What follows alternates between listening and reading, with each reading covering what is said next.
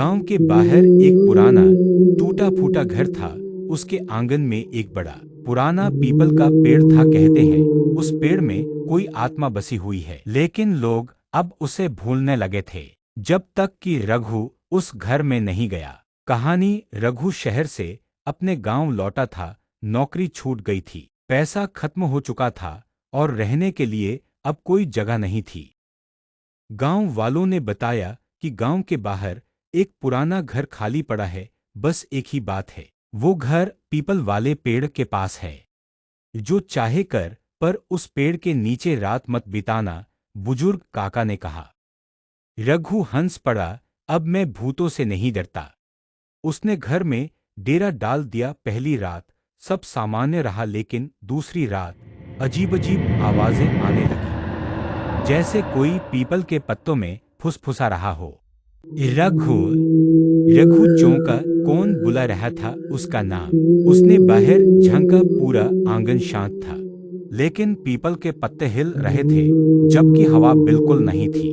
वो सो गया, लेकिन रात में एक सपना देखा। एक लड़की सफेद साड़ी में पीपल के पेड़ के नीचे बैठी थी। उसकी आंखें काली थीं, गहरी और खाली। तू मेरा है अब, लड़की बोली और चीखते हुए उसकी ओर झपटी। रघु चीखकर उठ गया। अगली सुबह गांव गया। बूढ़े पंडित जी से पूछा, इस घर में क्या हुआ था? पंडित जी ने धीमे स्वर में बताया, सालों पहले एक लड़की थी, रूपा। जवान, सुंदर, लेकिन गरीब। उसे जमींदार का बेटा चाहने लगा।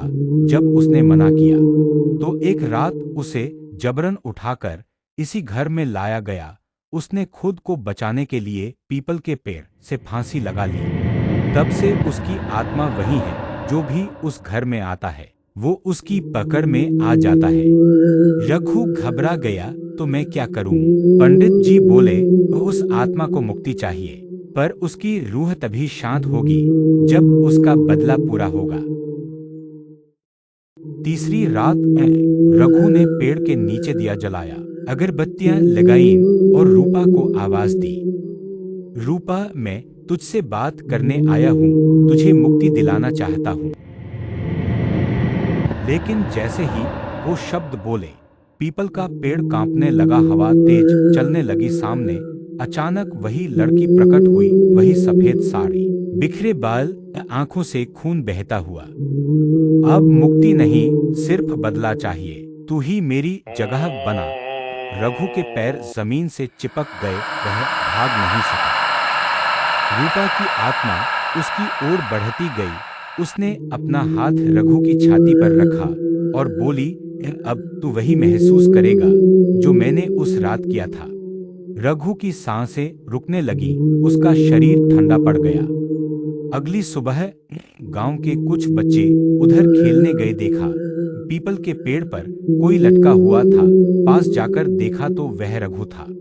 उसकी आंखें खुली थीं और चेहरे पर वही डर था जो सालों पहले रूपा के चेहरे पर था। अब गांव वाले कहते हैं, पीपल के पेड़ वाले घर में दो आत्माएं हैं, एक रूपा और अब एक रघु। रात में अगर कोई उधर से गुजरे तो फुसफुसाहट सुनाई देती है। अब तू मेरी जगह बनेगा। चैनल को सब्सक्राइब करो अक्सी और स्टोरी दिखेजने के लिए।